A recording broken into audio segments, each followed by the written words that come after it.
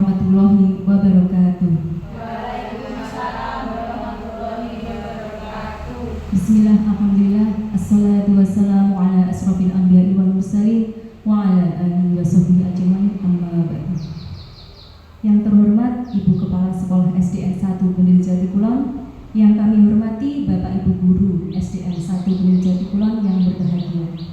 Pertama-tama marilah kita panjatkan puji syukur atas kehadiran rahmat Allah Subhanahu wa taala, yang mana dengan segala limpahan rahmatnya kita bisa berkumpul di sini mengikuti acara diseminasi budaya positif calon guru penggerak angkatan 10 dengan keadaan sehat walafiat tanpa kurang suatu apapun. Tidak lupa sholawat serta salam senantiasa kita haturkan kepada junjungan kita Nabi Agung Muhammad SAW. Semoga di yaumil akhir nanti kita mendapatkan syafaatnya. Amin amin ya rabbal alamin. Di sini saya akan membacakan susunan acara pada hari ini. Yang pertama pembukaan, kedua menyanyikan lagu Indonesia Raya, ketiga acara inti pemaparan oleh CGB angkatan 10, keempat sesi tanya jawab, kelima refleksi kegiatan diseminasi, keenam doa, ketujuh penutup. Baiklah, memasuki acara yang pertama, marilah kita buka dengan bacaan basmalah bersama-sama. Bismillahirrahmanirrahim. Memasuki acara yang kedua adalah menyanyikan lagu Indonesia Raya. Kepada Ibu Siti Zuliana, kami persilahkan.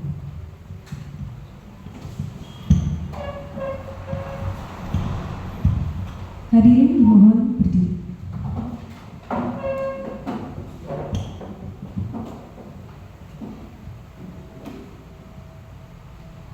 Sama menyanyikan lagu kebangsaan Indonesia Raya.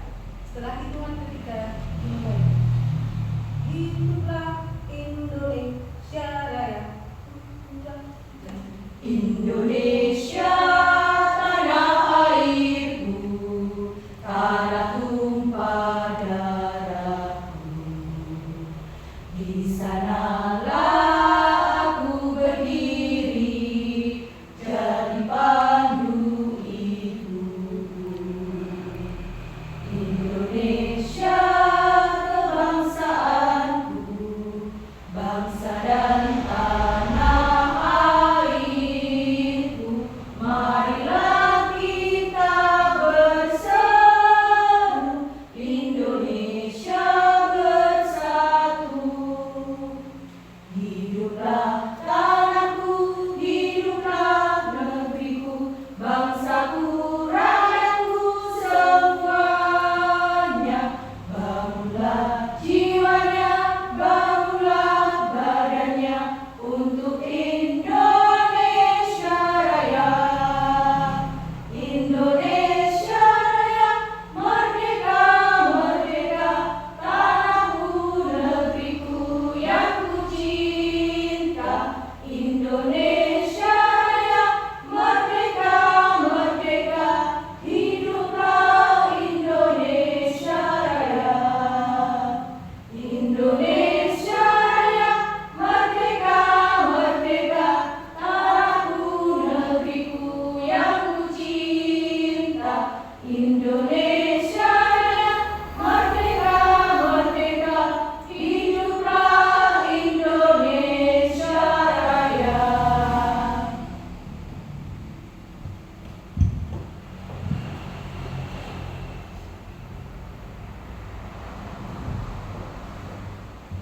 Hadirin dipersilahkan duduk kembali. Acara berikutnya adalah acara inti pemaparan oleh CGB angkatan 10. Kepada Ibu Rahma kami persilahkan.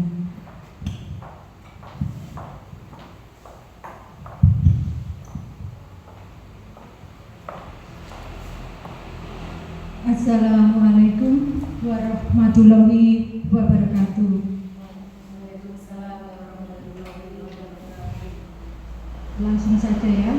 Sebelumnya saya ucapkan terima kasih kepada ibu-ibu guru SDN 1 Benil Jatikulon karena telah meluangkan waktunya untuk acara kegiatan saya yaitu diseminasi budaya positif. Coba sebelumnya untuk menambah semangat kita di siang hari ini, saya mohon ibu-ibu semua untuk berdiri ya, ice breathing dulu supaya tidak mengantuk.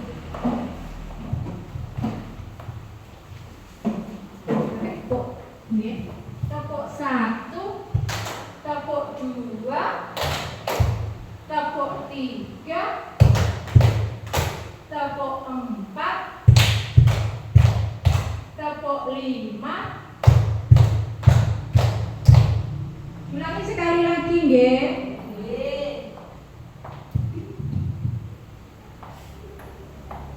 Tepuk 1, tepuk 2, tepuk 3, tepuk 4, tepuk 5. Nah, beda konsentrasi ya. Tepuk 5. Nah, ulang lagi. Tepuk 5. Ya. Terima kasih ini untuk melatih kita untuk konsentrasi ya. Sekarang sudah bisa untuk konsentrasi mengikuti kegiatan diseminasi budaya positif. Next. Sekarang budaya positif. Budaya positif merupakan perwujudan dari nilai-nilai atau keyakinan universal yang diterapkan di sekolah. Budaya positif yang diterapkan di sekolah merupakan salah satu perwujudan dari visi guru yang mengandung nilai-nilai kebajikan sesuai dengan tujuan pendidikan nasional yang dijabarkan dalam profil pelajar Pancasila. Ibu-ibu masih ingat dengan lagu Profil Pelajar Pancasila? Coba mari kita menyanyikan bersama-sama biar tambah fresh lagi ya, untuk mengikuti kegiatan ini nanti. Hitungan ketiga kita mulai ya.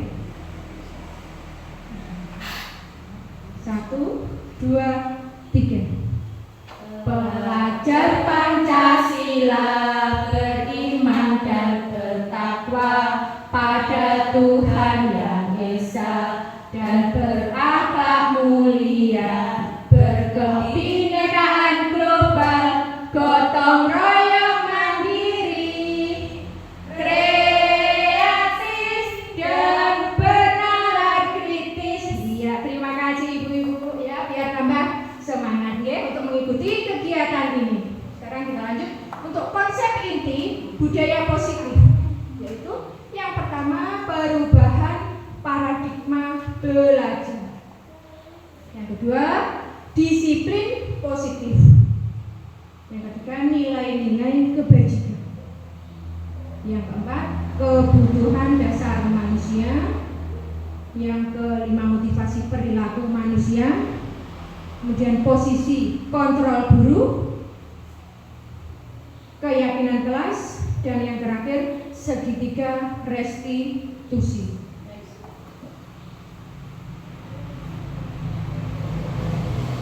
Pembelajaran dengan paradigma baru. Pembelajaran dengan paradigma baru merupakan pembelajaran yang dirancang berdasarkan prinsip pembelajaran berdiferensiasi, sehingga para peserta didik belajar sesuai kebutuhannya berdasarkan tahap perkembangan sesuai teori psikologi modern untuk mewujudkan profil pelajar Pancasila.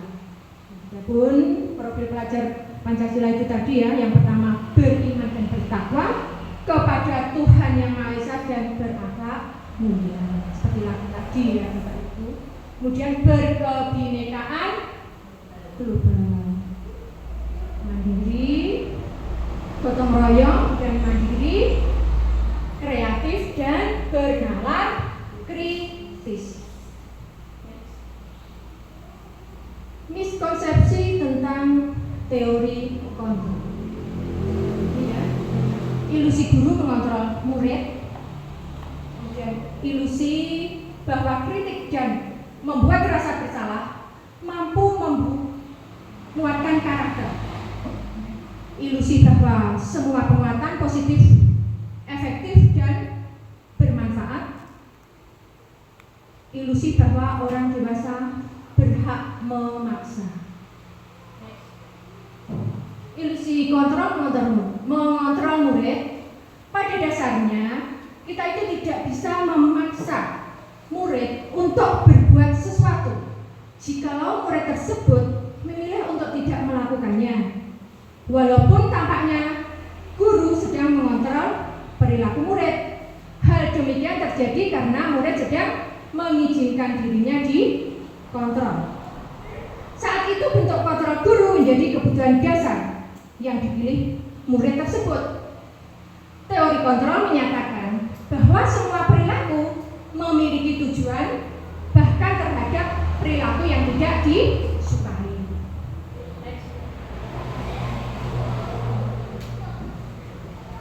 Ilusi bahwa semua penguatan positif, efektif dan bermanfaat. Penguatan positif atau bujukan adalah bentuk-bentuk kontrol. Jadi segala usaha untuk mempengaruhi murid agar mengulangi sesuatu perilaku tertentu adalah suatu usaha untuk mengontrol murid tersebut. Dalam jangka waktu tertentu, kemungkinan murid tersebut akan menyadarinya dan mencoba untuk menolak bujukan kita, atau bisa juga murid tersebut menjadi tergantung pada pendapat sang guru untuk berusaha.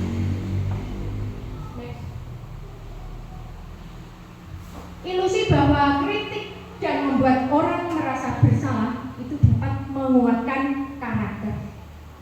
Menggunakan kritik dan rasa bersalah untuk mengontrol murid menuju pada identitas gagal. Mereka belajar untuk merasa buruk tentang diri mereka. Mereka mengembangkan dialog diri yang negatif. Kadang kala sulit bagi guru untuk mengidentifikasi bahwa mereka sedang melakukan perilaku ini, karena seringkali guru cukup menggunakan suara halus untuk menyampaikan pesan negatif. Ilusi bahwa orang dewasa memiliki hak untuk memaksa. Banyak orang dewasa yang percaya bahwa mereka memiliki tanggung jawab untuk membuat murid berbuat hal-hal tertentu.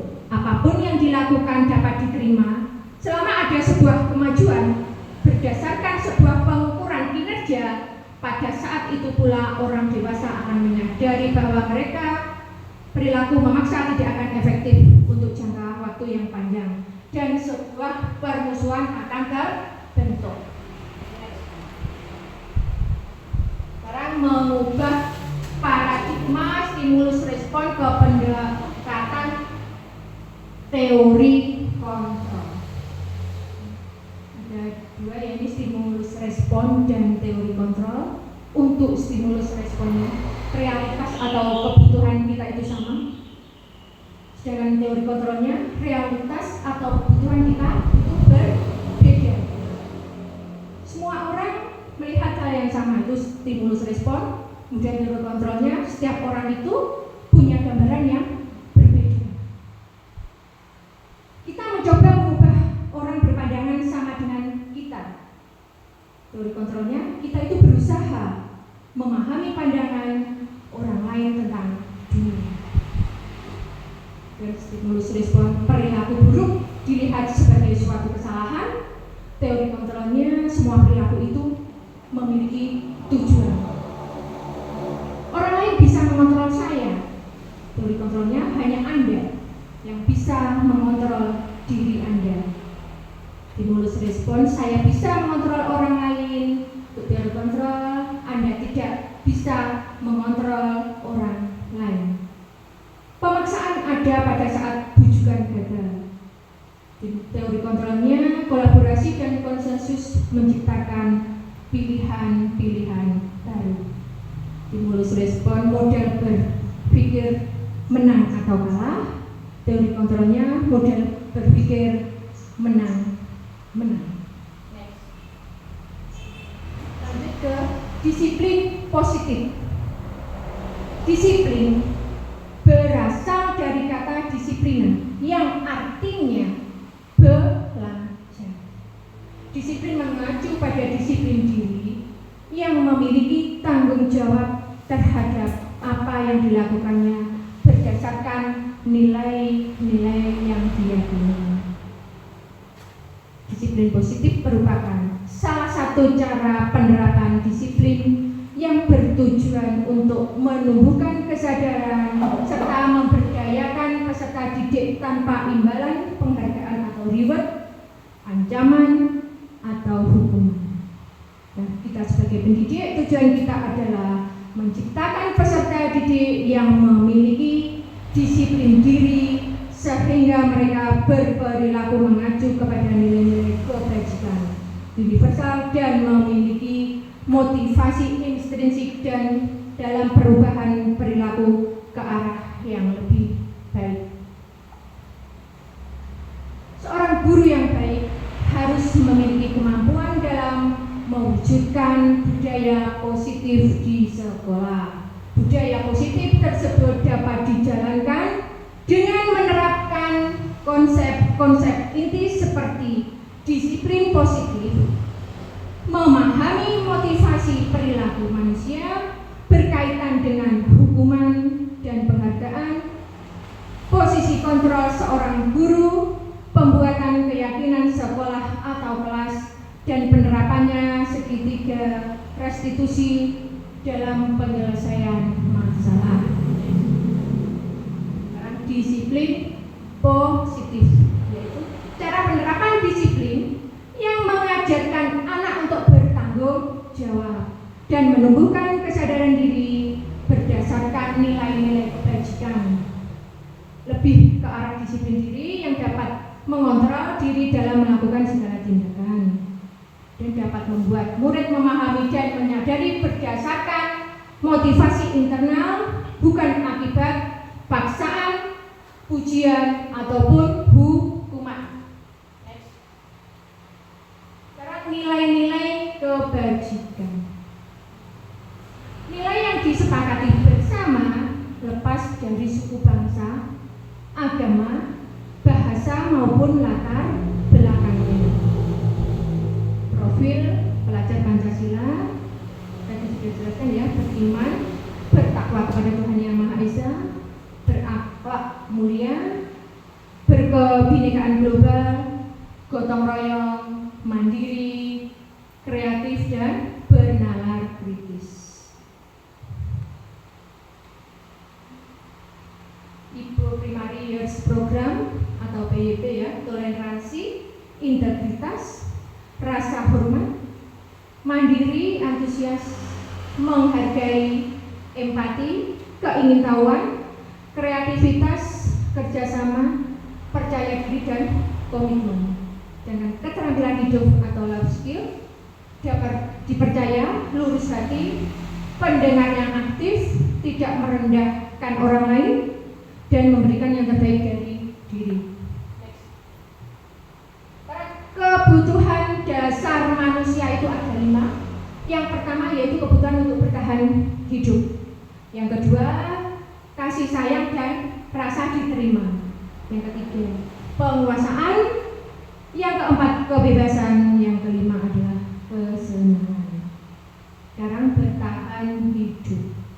Kebutuhan untuk bertahan hidup contohnya adalah kebutuhan yang terkait dengan kesehatan, rumah, dan makanan. Selain itu, kebutuhan untuk bertahan hidup dan kebutuhan untuk rasa aman. Yang kedua adalah kasih sayang dan rasa diterima. Kebutuhan akan perasaan kasih sayang dan diterima oleh kelompok atau komunitasnya. Contohnya adalah keinginan untuk tetap terhubung dengan orang lain seperti teman, keluarga, rekan kerja maupun juga kelompok di mana kita berada penguasaan. Kebutuhan akan penguasaan ataupun power. Dalam hal ini, setiap murid punya kebutuhan dalam dirinya sendiri untuk merasa kompeten, menjadi terampil, dan diakui atas ketercapaian dalam keterampilan. Selain itu, didengarkan dapat memberikan dampak dan pengaruh, dan juga mempunyai rasa harga diri. Bahkan sebaiknya mereka diberi kesempatan untuk membuat keputusan tentang hal-hal penting di dalam hidupnya. Yang keempat ada kebebasan. Kebutuhan akan kebebasan atau kebutuhan untuk membuat pilihan. Contohnya, kebebasan untuk membuat pilihan, menyuarakan pendapat dengan rasa percaya diri, dan kebebasan memberikan kesempatan untuk mencoba terhadap hal-hal yang baru. Dan yang kelima, kesenangan.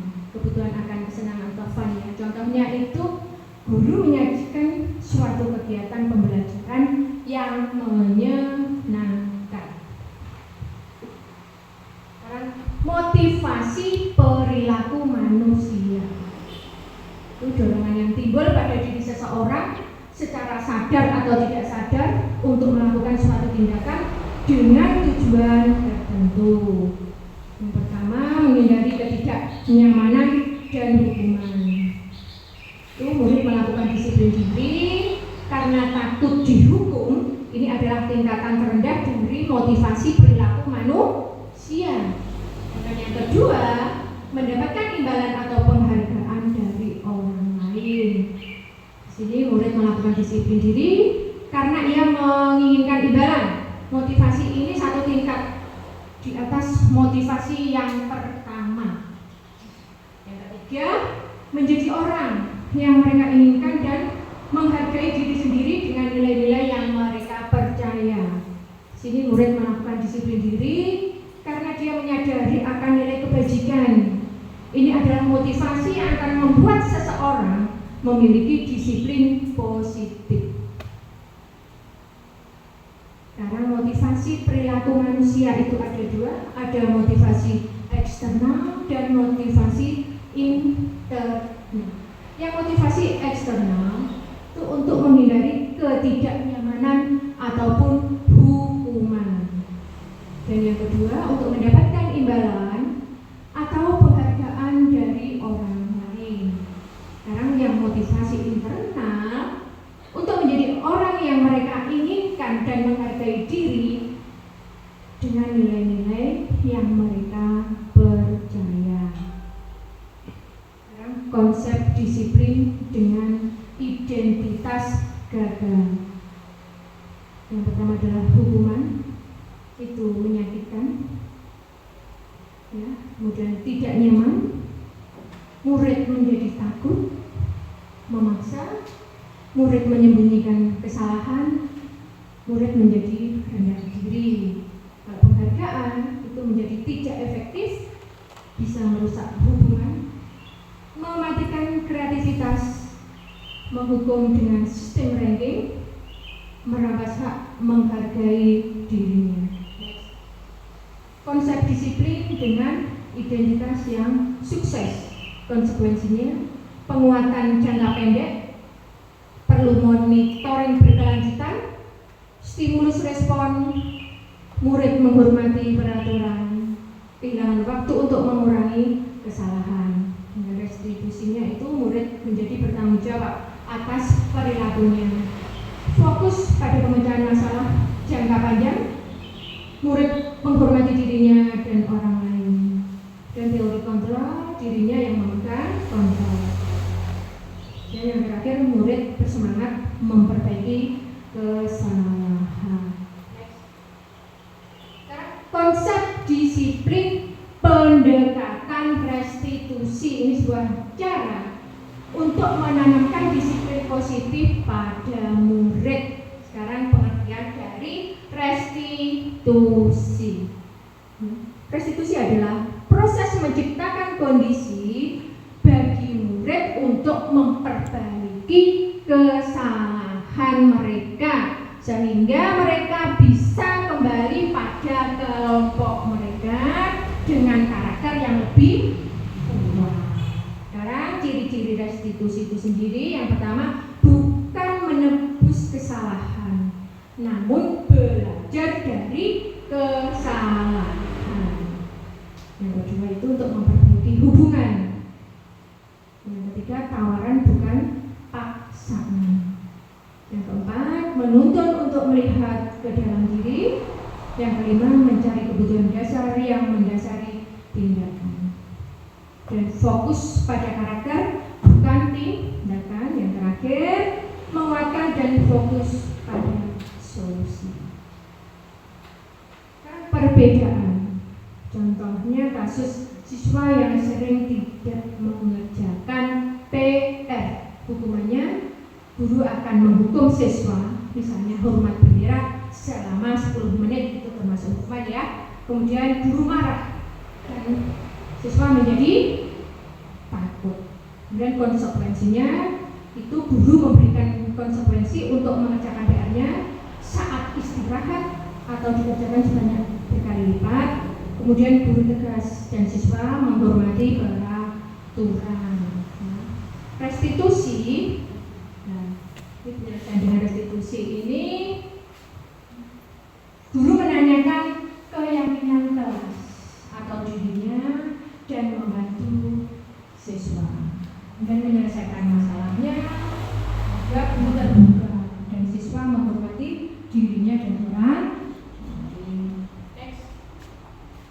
Ini 5 posisi kontrol restitusi. Yang pertama itu penghukum, pembuat merasa bersalah, pemantau, teman, yang terakhir ada sebagai manajer.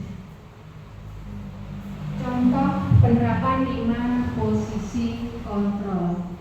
Ini ada penghukum, pembuat merasa bersalah, teman, pemantau, dan manajer. Ini contoh penerapan 5 posisi kontrol jika sebagai penghukum. Ya. Yang pertama, seorang penghukum itu bisa menggunakan hukuman fisik, baik itu hukuman fisik maupun verbal. Orang-orang yang menjalankan posisi penghukum ini akan senantiasa mengatakan bahwa sekolah itu memerlukan sistem atau alat yang dapat lebih menekan murid-murid. Ya, guru-guru yang menerapkan posisi penghukum ini akan berkata, patuhi aturan saya, atau awas, kamu selalu saja salah, selalu, pasti selalu yang terakhir selesai. Ini yang membuat rasa bersalah. Pembuat orang merasa bersalah ini, pada posisi ini biasanya guru akan bersuara lebih lembut. Pembuat orang merasa bersalah akan membuat keheningan yang membuat orang lain merasa tidak nyaman, bersalah atau rendah diri. Kata-kata yang keluar dengan lembut akan seperti ini contohnya. Ibu sangat kecewa sekali dengan kamu. Berapa kali Bapak harus memberitahu kamu ya? Gimana coba kalau orang tua kamu tahu kamu berbuat begini? Ini contoh penerapan 5 posisi kontrol dari pembuat rasa bersalah. Jika sebagai teman, guru pada posisi ini tidak akan menyakiti murid, ya.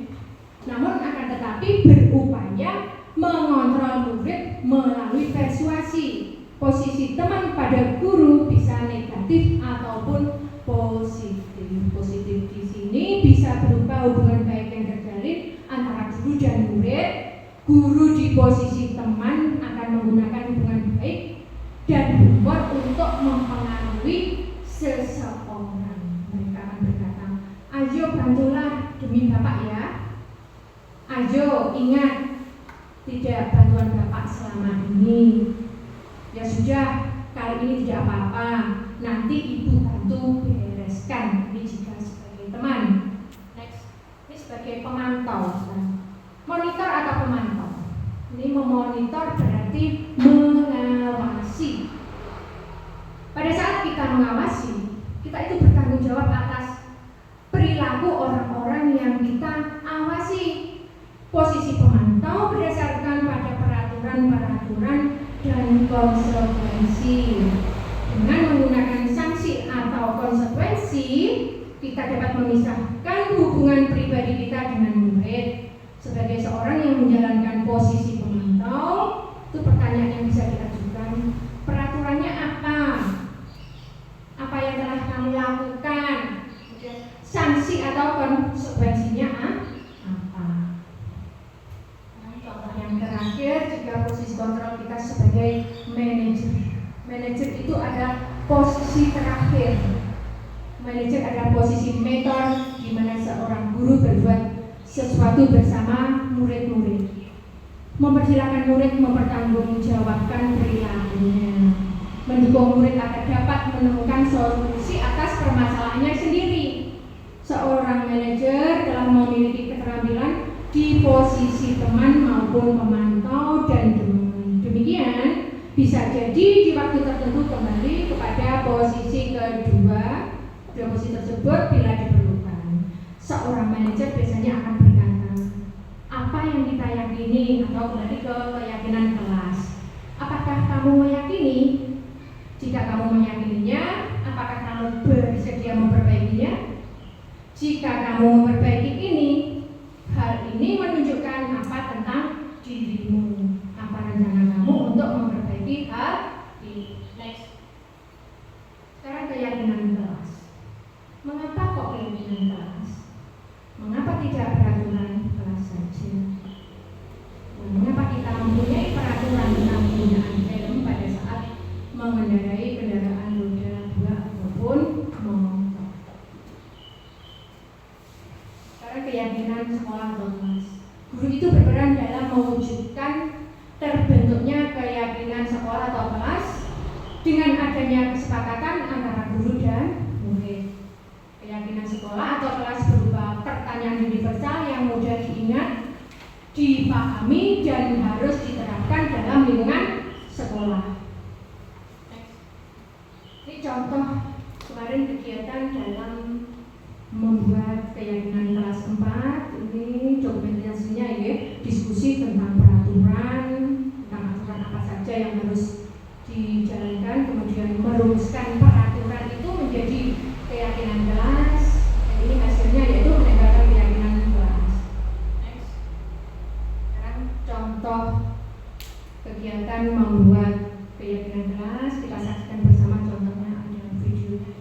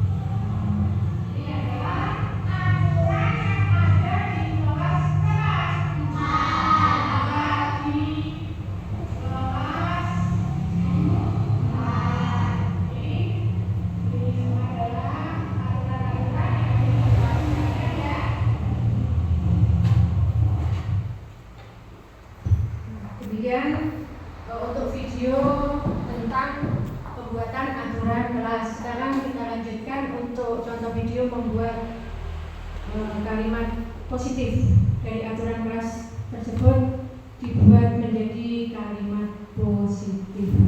Jadi tadi kita sudah membuat aturan kelas. Sekarang aturan ini kita buat menjadi kalimat kelas. Bagaimana mengubahnya, yaitu dengan cara mengubah dari kalimat ini menjadi kalimat positif.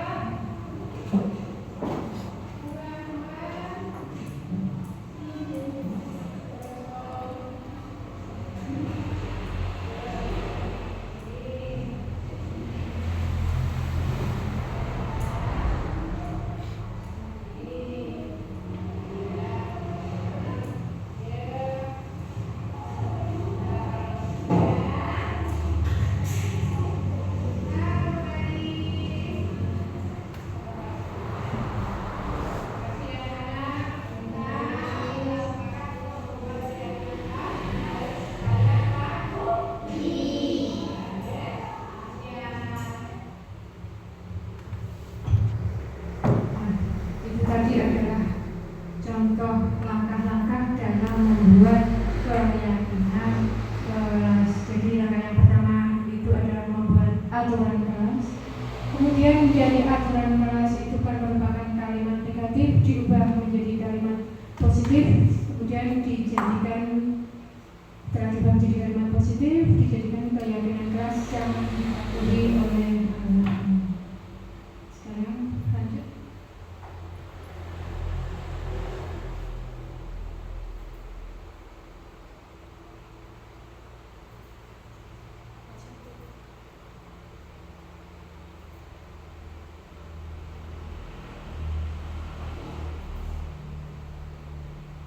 Sekarang bagaimana pembentukan keyakinan kelas?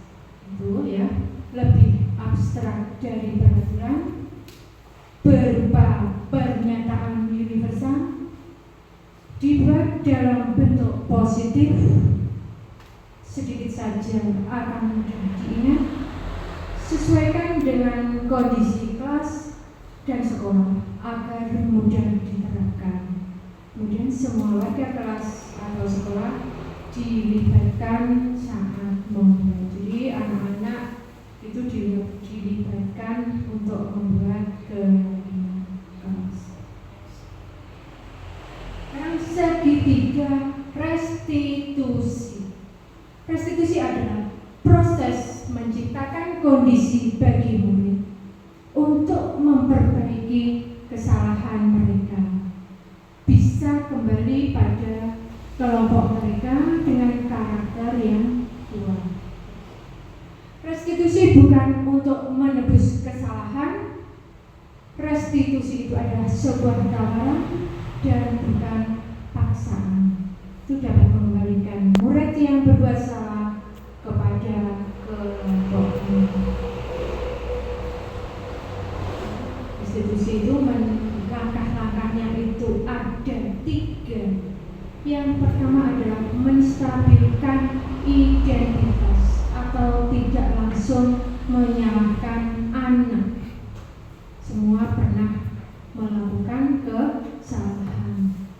Kemudian langkah yang kedua itu adalah validasi tindakan yang salah atau alasannya. Itu nanti jika ada suatu masalah, itu yang pertama kan menstabilkan identitas. Itu jadi anak itu tidak langsung disalahkan, dicari alasannya kenapa kok berbuat seperti itu adalah validasi tindakan yang salah. Kemudian langkah yang ketiga itu menanyakan keyakinan dari kesalahan. Dari kesalahan itu ditanya apakah itu sesuai dengan keyakinan kelas yang telah dibuat atau tidak. Ini ada contoh skenario anak yang melakukan suatu kesalahan.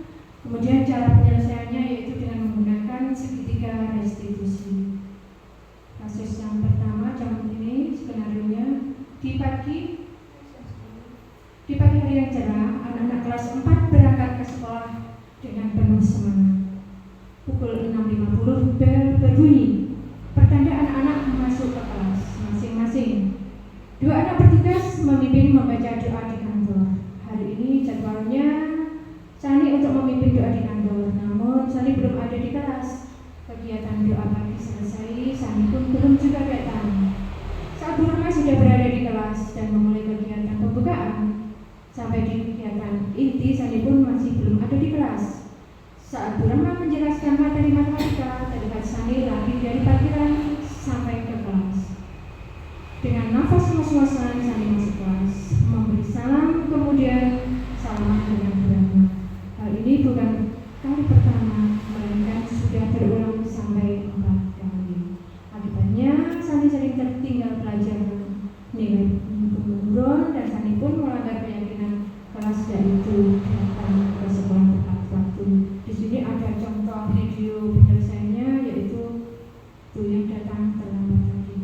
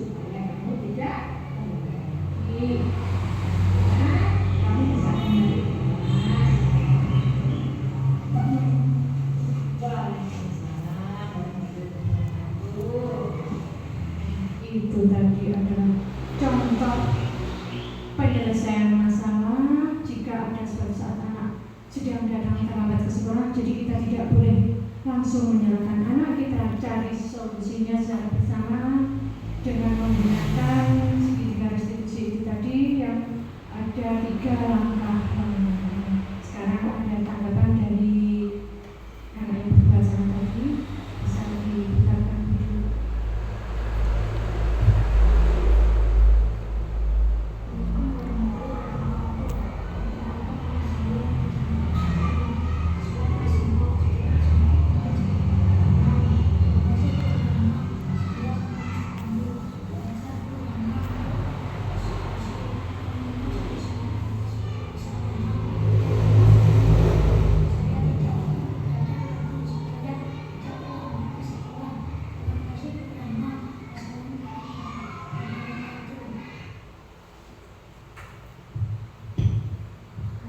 Tanggapan dari siswa tadi. Jadi anak kalau diajak berdiskusi seperti itu, nantinya anak tidak akan menjadi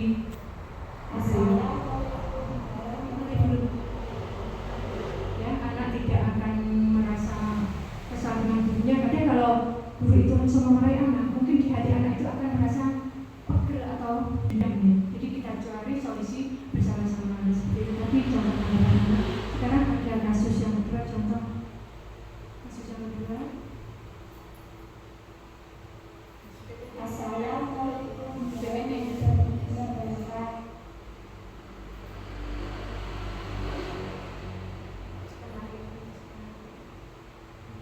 ini ada contoh skenario yang kasus 2, yaitu hari ini jadwal ulangan harian matematika. Brahma tidak bisa menunggui murid mengerjakan ulangan karena sedang ada tugas dari sekolah.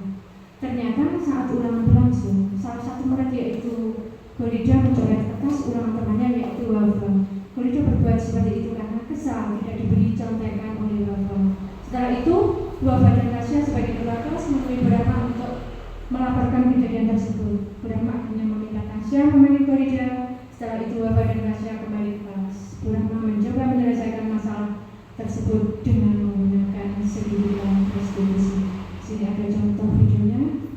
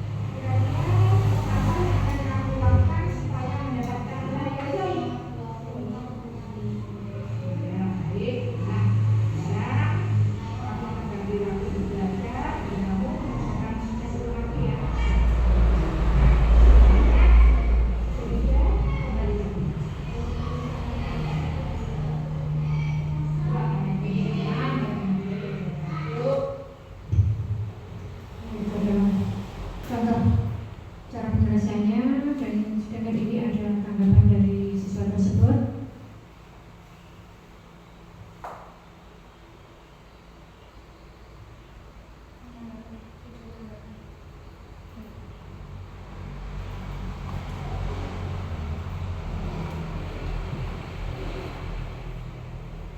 Assalamualaikum warahmatullahi wabarakatuh. Perkenalkan, nama saya Delia, siswa kelas 5 SD Negeri Jati Bulan 1. Saya sangat senang karena ada masalah dengan saya. Dirahmat menyelesaikan dengan tidak melakukan dengan menyelesaikan dengan bijak. Dirahmat sejak saya harus menjalani tugas yang sudah bersama. Terima kasih.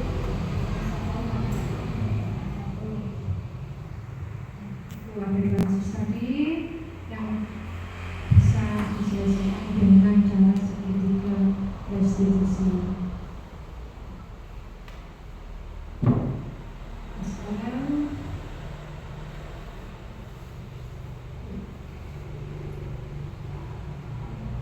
Sekarang inilah pemaparan materi tentang budaya positif. Sesi tanya jawab dulu.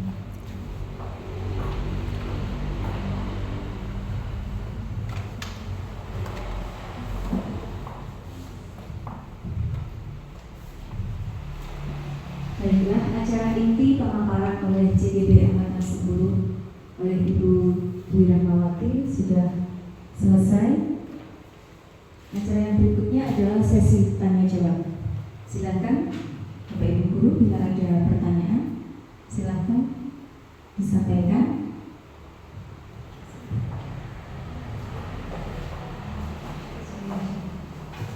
Maju saja Bu.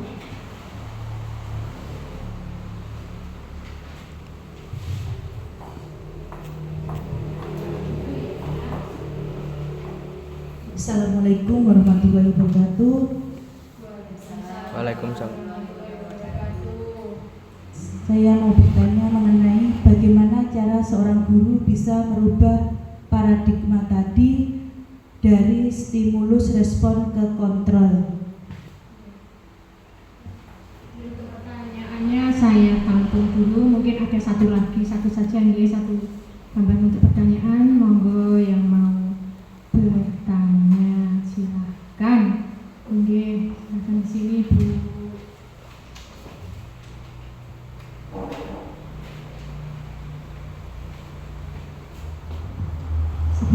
Sebelumnya terima kasih atas waktu yang telah diberikan. Assalamualaikum warahmatullahi wabarakatuh. Saya ingin bertanya, bagaimana menerapkan disiplin positif mengembangkan pada anak melalui pendidikan?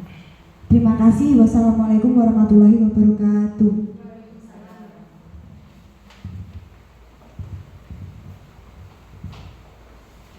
Di sini saya akan mencoba menjawab pertanyaan dari Bu Wahyu ya. Pertanyaan yang pertama, bagaimana cara seorang guru itu bisa merubah dari paradigma tadi, dari stimulus respon ke kontrol. Kita dalam stimulus respon itu seolah kita yang berkuasa, bisa merubah orang, kita dapat mengendalikan orang, namun ternyata hal itu adalah salah.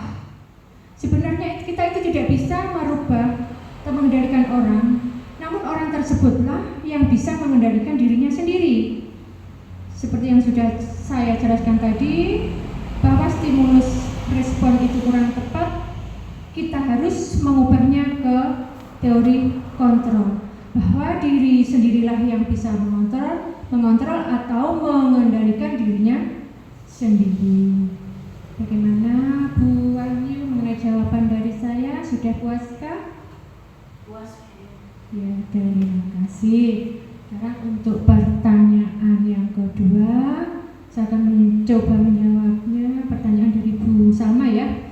Bagaimana menerapkan disiplin positif mengembangkan pada kedisiplinan anak melalui pendidikan ya. Yang pertama pertama kita harus menanamkan rasa tanggung jawab pada siswa dengan memberikan penguatan positif sesuai perilaku yang diinginkan. Sebagai guru harus bisa memberi contoh kepada anak-anak, misalnya sikap disiplin, baik itu nilai kebajikan, baik nilai tanggung jawab, kedisiplinan, dan harus menerapkannya dalam kehidupan sehari-hari. Yang kita sudah sampai di penghujung acara ya. Untuk itu saya akan memberikan refleksi kepada ibu-ibu semua.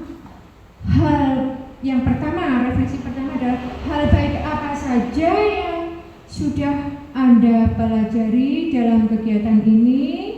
Ini nanti akan saya kasih kertas post-it. Nanti ibu-ibu bisa menjawabnya, kemudian bisa ditempel di depan.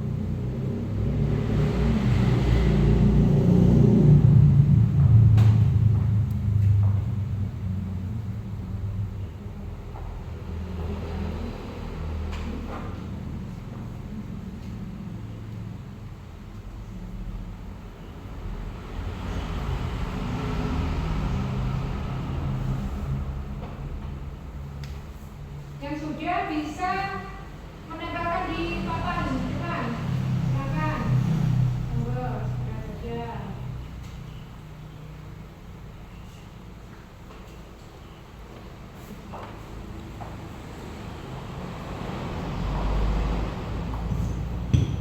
Monggo, yang sudah bisa menempelkannya, ibu.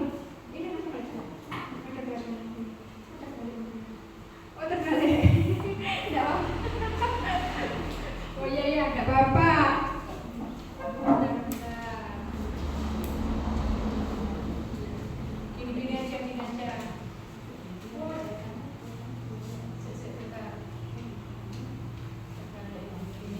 ya, tidak apa-apa.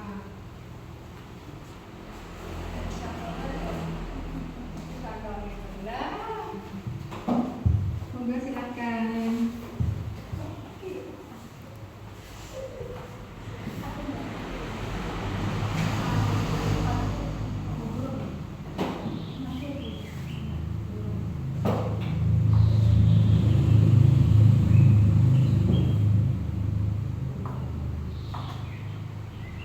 Lanjut ya, untuk yang refleksi kedua, bagaimana perasaan Anda dalam mengikuti kegiatan ini? Ini akan saya bagikan kertas post-it warna hijau.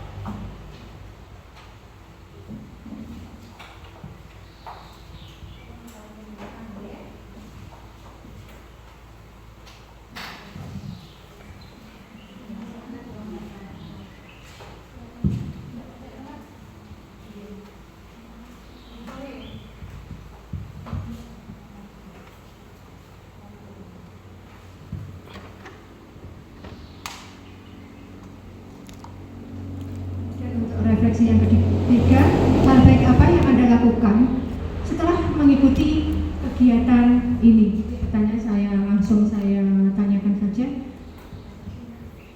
Yang menjawab, silakan. Yang sudah menempelkannya depan.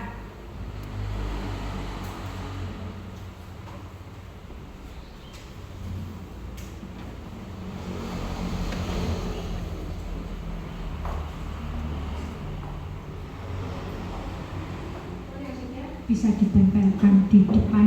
Setelah ini saya bacakan.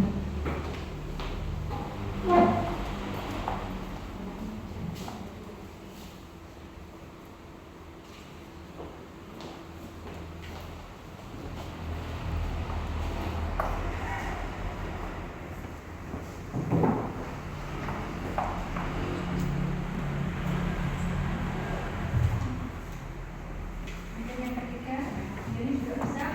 Terus refleksi yang ketiga, hal baik apa saja yang Anda lakukan setelah mengikuti kegiatan ini?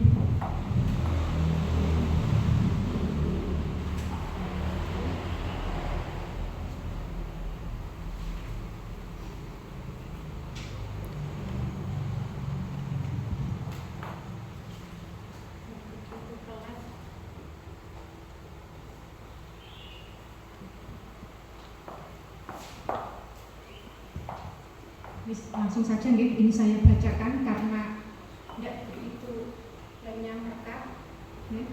Untuk refleksi yang pertama, hal baik apa saja yang sudah Anda pelajari dalam kegiatan ini? Ini contohnya di sini hasil refleksi dari, tidak ada namanya, ini saya bacakan ya.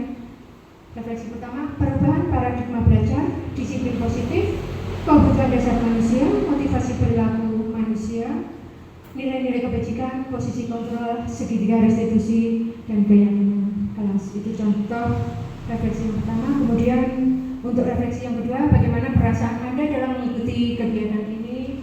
Senang karena memperoleh banyak ilmu.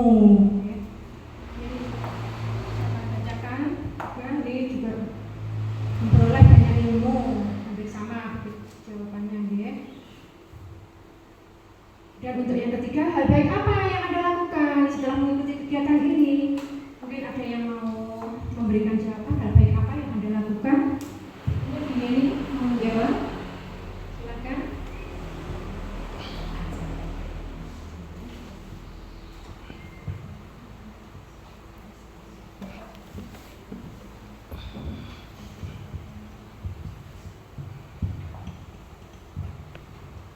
Hal baik yang bisa saya lakukan setelah mendapatkan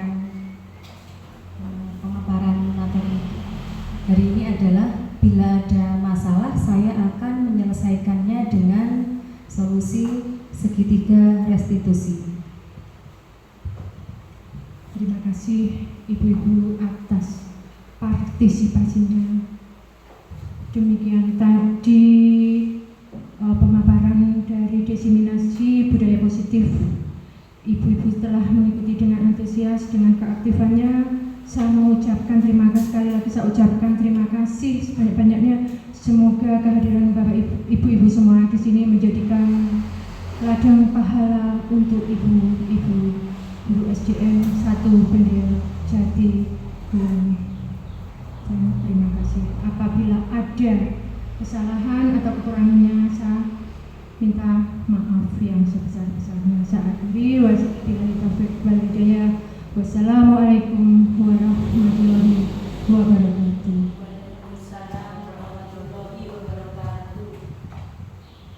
Demikian acara diseminasi budaya positif dari calon guru penggerak angkatan 10. Baiklah, rangkaian acara sudah kita lalui dengan baik. Saatnya kita akhiri acara ini dengan doa dan penutup. Kepada Ibu Fitria Isa Mazidah, saya persilakan untuk memimpin doa.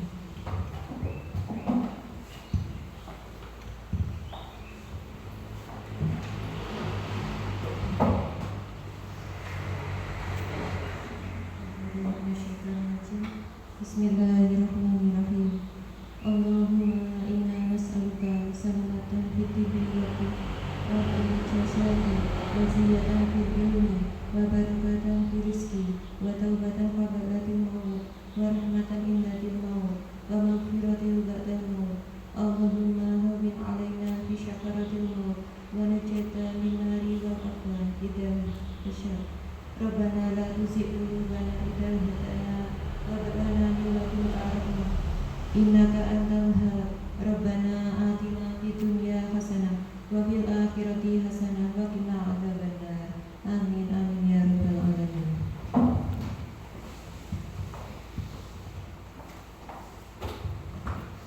Alhamdulillah, terima kasih Ibu Iza. Baiklah, pada siang hari ini acara sudah terlaksana dengan baik. Saya selaku pembawa acara, bila ada kata-kata yang kurang berkenan, saya mohon maaf. Wabillahi taufiq wal hidayah. Wassalamualaikum warahmatullahi wabarakatuh.